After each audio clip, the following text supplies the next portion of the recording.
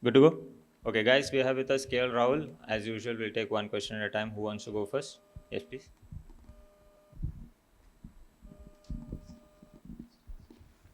Hello. Yeah, Kale, just want to ask that how difficult it is for you, sometimes seven, sometimes six, sometimes five. In last 5 to 6 games, you only, played once in your position. And is there any update on Rohit or Shami or any other fitness issues in the team? Yeah, look, I mean, it's never easy for um, anyone on the team to be moving in different places. But yeah, that's how the game goes. Whatever the team thinks is the best possible combination and what they feel is the best um, entry points for player. You leave it up to the team to decide, and you just try and do your job. And yeah, that's what I'm focusing on.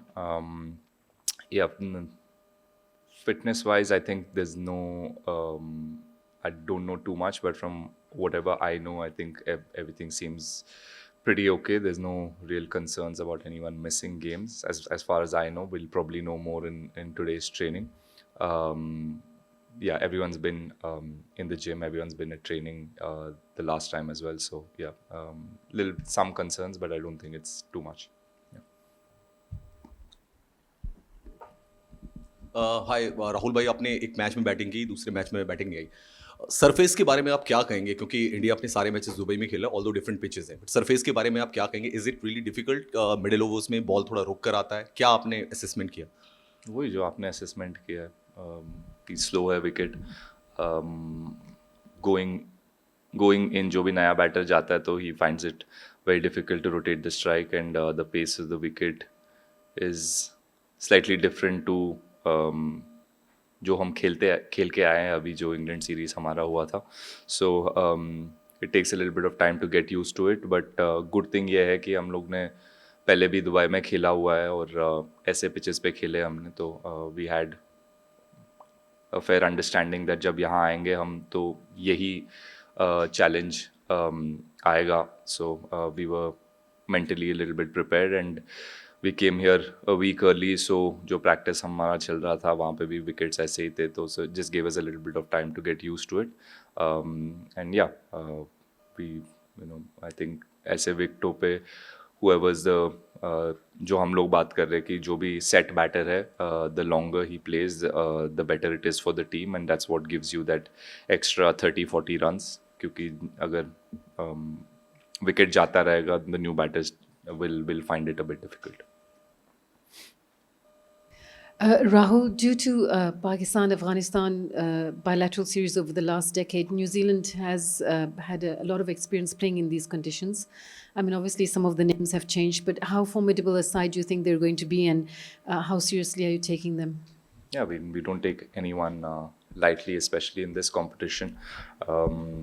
It's my first Champions Trophy, and what I've realized is things happen really quickly. It's not like the World Cups where you're playing every team, and you at least get 7 or 8 games. So even if you don't start well, there's always an opportunity for you to come back into the tournament. But in this tournament, it's just really hard. You need to be really switched on, and there's no game is easy, or no team can be taken lightly. So yeah, that's how we've looked at things. And New Zealand has always been a very formidable team and very competitive team. They've done really well over the years. We've had a lot of we've played against them a lot of times in ICC events as well, and they've done well against us. It's been quite even, the contest. So yeah, day after should be no different. I think it'll be another competitive game. Hi, Kale. Kale, you just mentioned that there are no fitness concerns, but as a group, since there is very little turnaround time between the last group game and the semi-final, so is there a temptation just to kind of rest a couple of players or probably test players who have been on the bench for the first 2 games, just keeping the turnaround time between the semi and the last group game in mind? Yeah, look, luckily I'm not in the leadership group to have to make that decision, but I'm sure there will be some temptation, and we've been in these positions before where if there's an opportunity where you can try out the players who haven't gotten games, they do get a game. But I don't know if that will happen in a Champions Trophy, and I don't know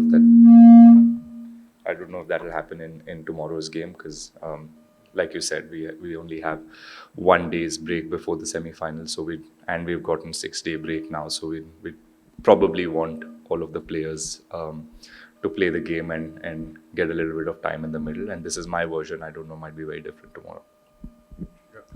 Rahul, I saw somewhere that you spoke about Shami being the most difficult bowler to face and to keep wicket to. What is it that makes it difficult to keep to him or to bat against him? And how far do you think he's away from his best if he's already not there? The tough thing against Shami to wicket keep is every game he'll. Yeah, the tough thing wicket keeping to Shami is, funnily somehow in every game he'll make sure that I'm diving full length in one or two. He gives me 1 or 2 opportunities to be brilliant behind the stumps or look stupid sometimes.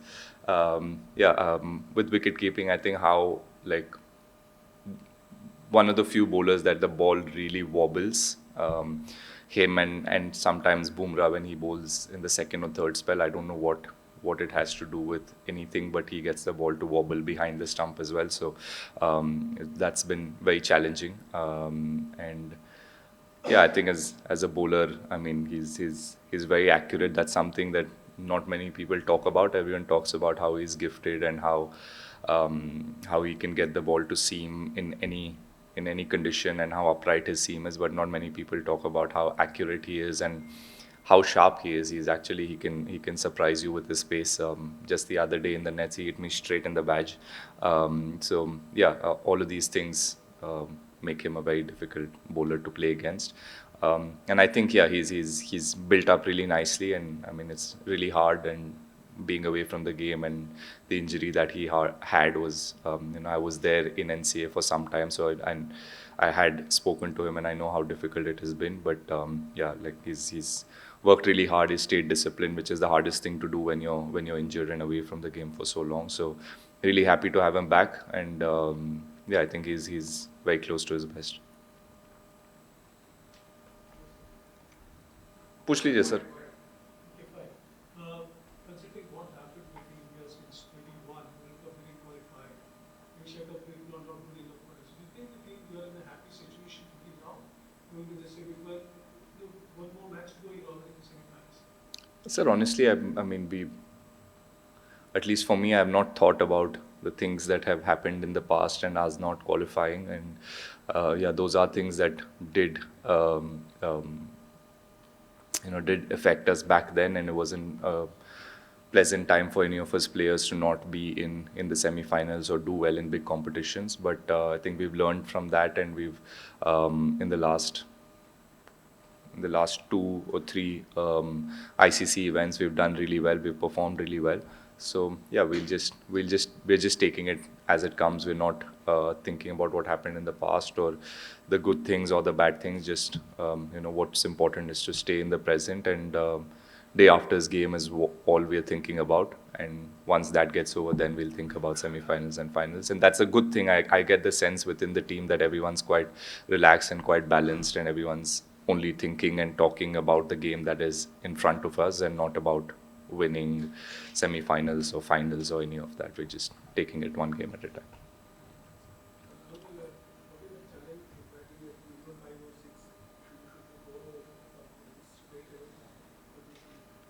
Yeah, the challenge, like I just said, on these wickets have been that rotating the strike as soon as you go in against spinners or fast bowlers has been a little bit of a challenge. So once those dot balls start to pile up on a batsman, obviously the pressure builds up, and you have to play that big shot or you have to play a release shot, and that obviously gives the opposition and the bowlers an opportunity. So that has been the challenge, but we've all got a little bit of time in the middle, and we're trying to find ways to see how we can rotate the strike a lot more. We're all very happy hitting boundaries and scoring boundaries, but on this wicket that's very difficult. So we have to make sure that the dot ball percentage is really less, and then the risks that you take are the opportunities that you're going to take is suited for this type of wicket again and against a certain bowler. So those are the talks that we are having within the batting group and see how we can move the fifth fielder around, and that gives us opportunity to rotate the strike. But yeah, and like I said, if the top order batters or the batters who are set can go on and get big runs, it just becomes easier for the number 5, number 6 batters or lower order batters who go into bat. Will have a little less pressure. Is it added pressure to have someone of Rishabh's talent breathing down your neck, or I mean, there is an upside given that you have very little margin for it? There is, I won't lie. I mean, he's obviously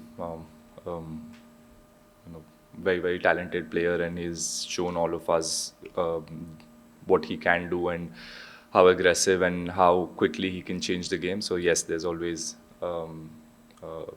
that temptation for the team as well. Whoever's the captain, the coach, to there's always that temptation to either play him or play me. There's always that, but. Yeah, for me, if I'm given the opportunity, I try and see what I can do best. I'm not trying to compete with Rishabh, or I'm not trying to play like him. Or when he gets his opportunities, I'm sure he's not going to try to play like anybody else.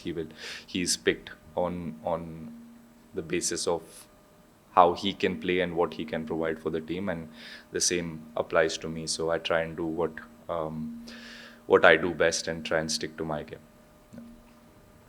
Rahul, you just spoke about the challenges of batting in rotating and taking on. Is there certain shots that you usually like for that one, especially with spinners, to create this scoring pockets? Because it's not been easy to get it. Yeah, like I just said, it's very individual. Again, we are having chats within the group and seeing like whoever's batted a lot. Shubman's batted a lot on that wicket. Virat batted quite a lot in the last game.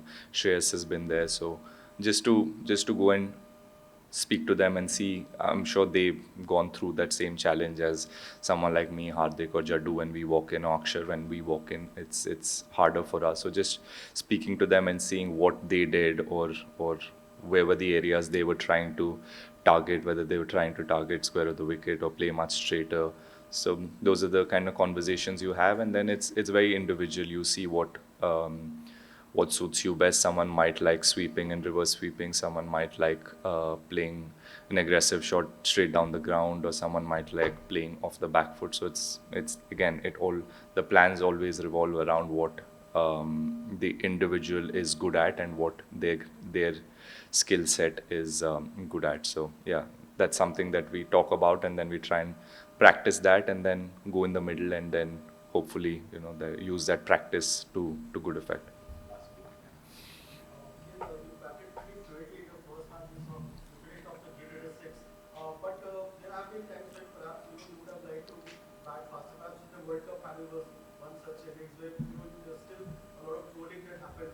How do you deal with that kind of trolling when it happens, and people questioning your strike rate and stuff? So I'm asking you, a lot goes around that. How do you, as a batsman, deal with it? Yeah, look, it's been there for quite a few years, so I'm quite used to seeing it and hearing it and reading about it.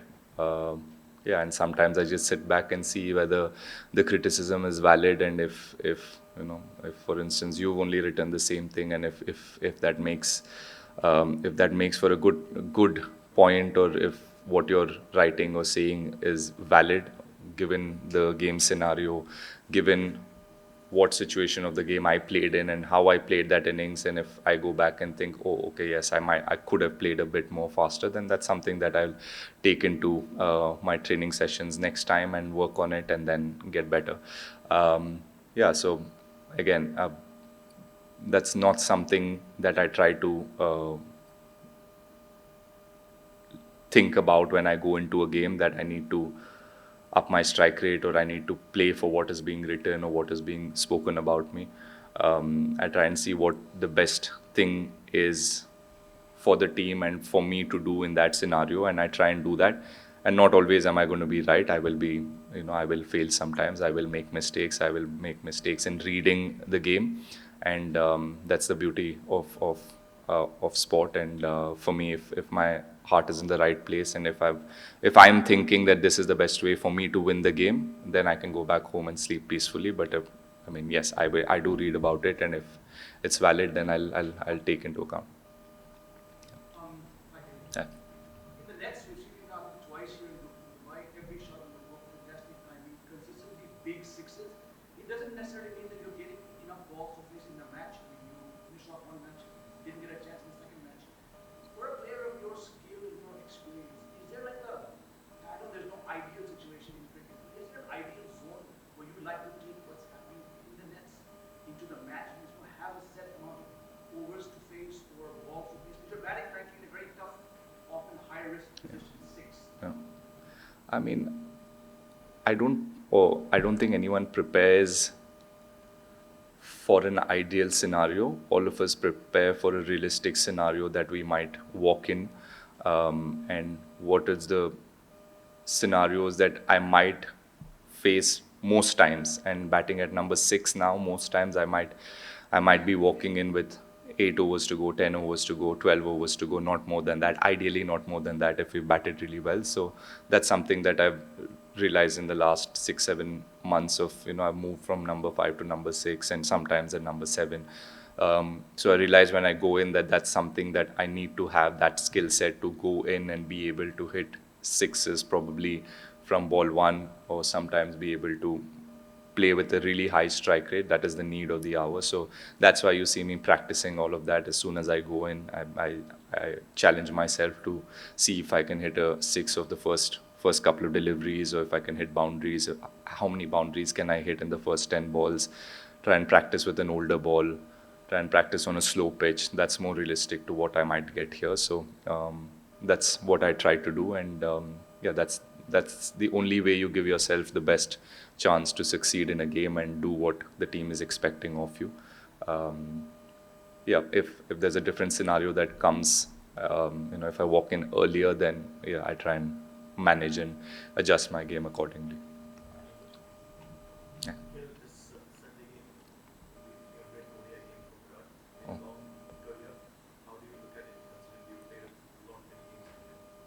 No, that's a lot of ODI games and a lot of international games, and yeah, he's been, words fall short to express how good a player he has been and what a great servant of Indian cricket has been. Yeah, really happy to see that he got the 100 last game as well, and he's been batting really well. And for a player of his caliber, it was about time that he scores that big century and a match-winning century. So yeah, it's a great great place for us as a team to be in, where Rohit's in real good form, Shubman's in real good form, Virat is in real good form, Shreyas has played and done his part as well. He got a good 60 last game, and even against England, he was striking the ball really well. So overall, the team's looking really good, and Virat obviously is a very important part of the team. Virat and Rohit, they're the senior players, and you're always looking up to them to step up and score when the big games come, and that's what they've been able to do for so many years. So yeah, hopefully there's many more hundreds left for him and many more games of international. Yeah. Thank you.